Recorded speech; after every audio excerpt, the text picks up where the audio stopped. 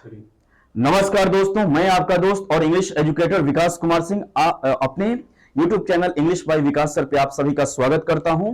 और आज हम लोग पढ़ेंगे एक बहुत ही शानदार जो एक चैप्टर है क्लास 12th बिहार बोर्ड का, इंडियन सिविलाइजेशन एंड कल्चर, और उसके जो राइटर हैं महात्मा गांधी। तो सबसे पहले हम लोग राइटर के बारे में पढ़ते हैं, तो चलते हैं हम लोग सीधे तौर पे राइटर के बारे में।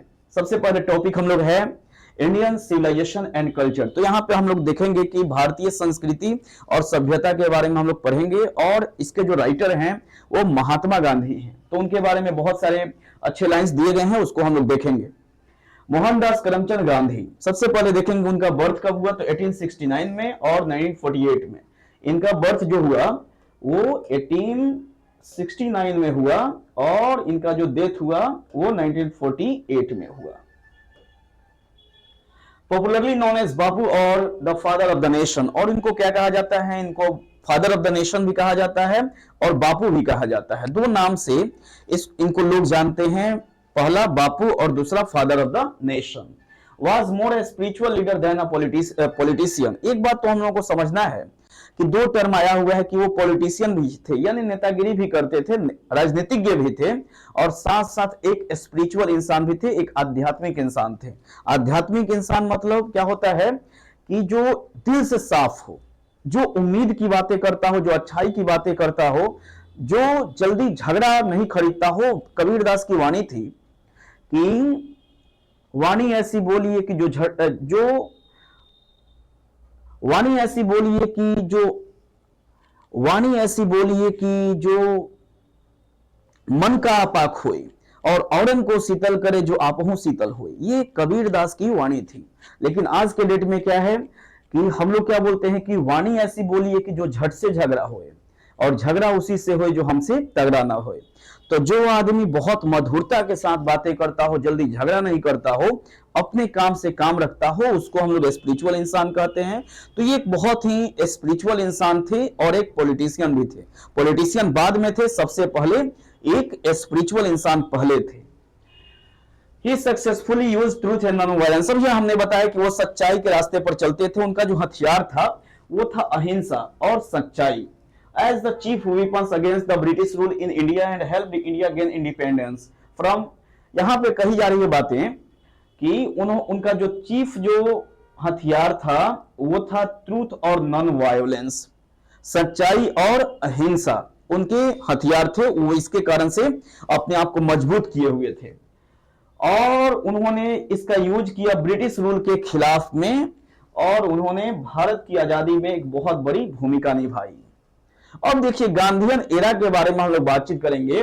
फ्रॉम 1915 टिल 1948, 1915 से लेकर 1948 तक ही completely dominated Indian politics. Indian politics में उन्हीं का बोलबाला रहा। डोमिनेशन मतलब होता है प्रभुत्व जमा करना, प्रभुत्व बनाना। तो यदि 1915 और 1948 के बारे में हम लोग बातचीत करें तो उस एज को, उस युग को गांधीयन एरा कहा जाता है। और इंडियन हिस्ट्री में उनके बारे में बहुत सारी बातें हम लोग करते हैं, और इंडियन हिस्ट्री में, इंडियन पॉलिटिक्स में उन्हीं का बोलबाला रहा। कब से कब तक, 1915 से लेकर 1948 तक। आगे हम लोग बढ़ते हैं। He died at the hands of A fanatic on 30 जनवरी 1948। वो एक बहुत ज्यादा एक जो कट्टर थे, फैनेटिक थे, उनके द्वारा उनका मर्डर किया गया, असैसिनेशन किया गया, हत्या किया गया। और कब हत्या किया गया उनका, 30 जनवरी 1948 में उनकी मृत्यु हो गई। हिज ऑटोबायोग्राफी, एक तो वर्ड आया हुआ है हमारा ऑटोबायोग्राफी। ऑटोबायोग्राफी मतलब क्या होता है, जब कोई ग्रेट पर्सन खुद से अपने बारे में, अपने लाइफ के बारे में लिखता है, तो उस पुस्तक को हम लोग बोलते हैं आत्मकथा। उसी को इंग्लिश में कहा जाता है ऑटोबायोग्राफी। तो उनका जो ऑटोबायोग्राफी है, जिसको हर इंसान को पढ़ना चाहिए, माई एक्सपेरिमेंट्स विथ ट्रूथ। तो एंड द न्यूमरस आर्टिकल्स, वो अपना जो ऑटोबायोग्राफी है उन्होंने लिखा है, सत्य के साथ मेरा प्रयोग, और बहुत सारे आर्टिकल्स भी उन्होंने लिखा है। That he wrote for young India, और एक मैगजीन आती थी यंग इंडिया, उसी के बैनर तले वो बहुत सारे आर्टिकल्स लिखा करते थे।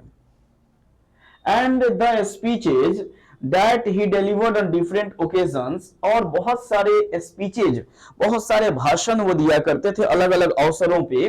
Reveal him not only as an original thinker, और ये बताते हैं, वो लिखा भी करते थे और बोला भी करते थे, किसी भी इंसान के पास चार क्वालिटी तो होना ही चाहिए, उसको हम लोग कहते हैं LSWR।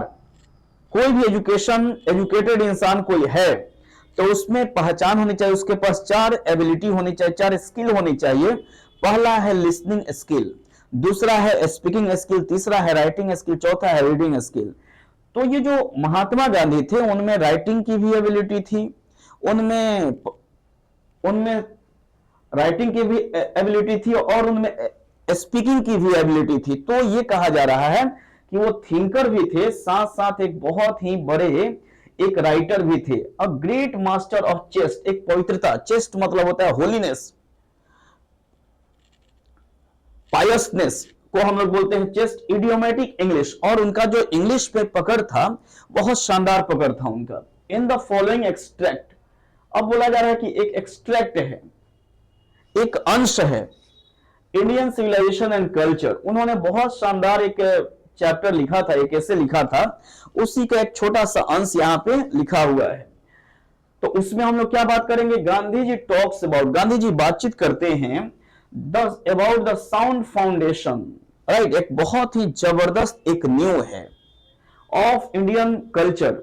और वो न्यू किसके बारे में हम लोग बातचीत करेंगे, इंडियन कल्चर का ये जो न्यू है, जो स्ट्रॉन्ग है, उसके बारे में हम लोग बातचीत करेंगे। Gandhi ji talks about the sound foundation of Indian culture and Indian civilisation which has successfully withstood the passage of time. जो कहा गया है कि जो टाइम के बढ़ते हुए क्रम में अपने आप को संभाले हुए रखा है, बहुत सारी चीजें जो अपने आप को सही नहीं रख पाती है, समय के अनुसार वो समाप्त हो जाती है, अपने आप को एडजस्ट नहीं करती है, जो मजबूत नहीं होता है वो समाप्त हो जाती है। लेकिन भारतीय संस्कृति को बहुत सारे लोग मिटाने आए, बहुत सारे लोग बर्बाद करने आए, लेकिन आज भी उसकी जो गौरव है, जो आयुर्वेद है, जो योगा है, या जो यहाँ के लोगों का जो लाइफ स्टाइल है, उससे बहुत सारे जो लोग हैं वो सीखा करते हैं।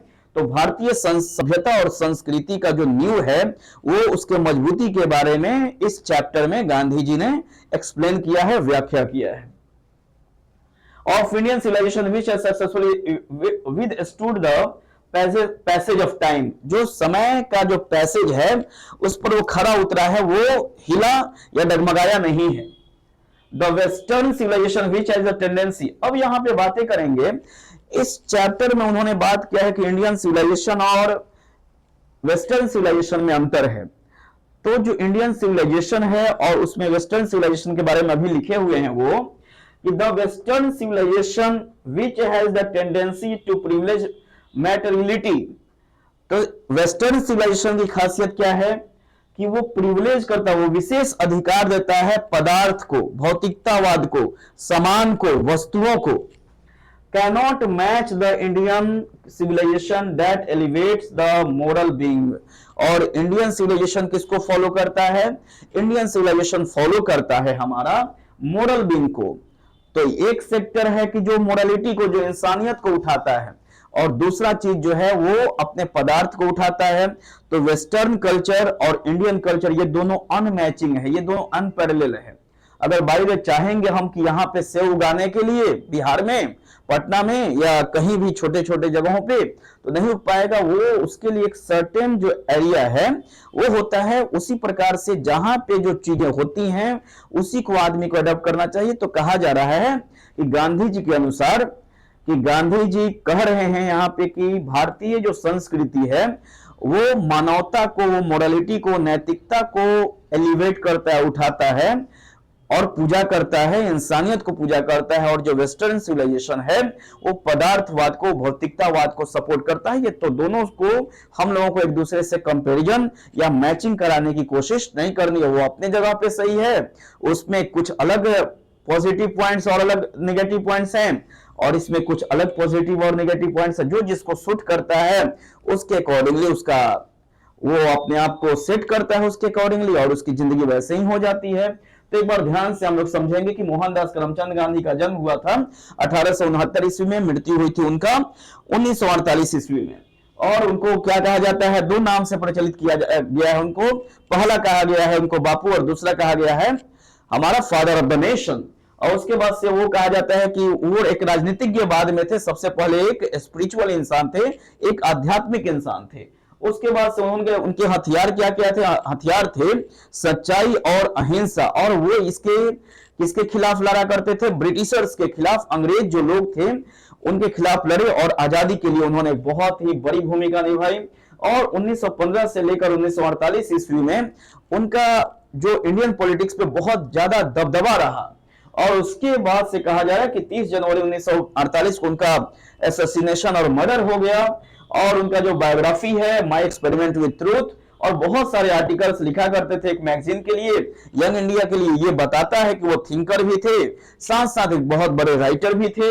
और उसके बाद से बताया जा रहा है कि इस चैप्टर में हम लोग बातचीत किए हुए हैं इंडियन सिविलाइजेशन एंड कल्चर के बारे में, कि इंडियन सिविलाइजेशन जो है मोरालिटी को, ह्यूमैनिटी को एलिवेट करता है, ऊपर उठाता है। और वेस्टर्न सिविलाइजेशन जो है वो मैटरलिटी को और पदार्थवाद, भौतिकतावाद को उठाता है। ये दोनों का कंपैरिजन एक दूसरे से हो सकता नहीं है। कुछ चीजें इसमें अच्छी है, कुछ चीज में उसमें अच्छी है, कुछ चीजें इसमें खराब है, कुछ चीजें उसमें खराब है। तो आज इस वीडियो में हम लोगों ने पढ़ाई लिखाई की इंडियन सिविलाइजेशन एंड कल्चर के जो राइटर हैं महात्मा गांधी, उनके बारे में। अगले क्लास में, अगले वीडियो में हम लोग बातचीत करेंगे इस चैप्टर के बारे में। तो बहुत ही ध्यान से इस चैनल पे बने रहिए, जमे रहिए, और बहुत शानदार तरीके से आप लोगों को पढ़ाया जाएगा। जो भी दिक्कतें होंगी आप कमेंट कर सकते हैं, आप लोगों को सब सॉल्यूशन दिया जाएगा। बहुत बहुत शुक्रिया। यदि वीडियो अच्छा लगे तो लाइक, कमेंट और शेयर जरूर करें। बहुत बहुत शुक्रिया। Thank you so much. Thanks a lot.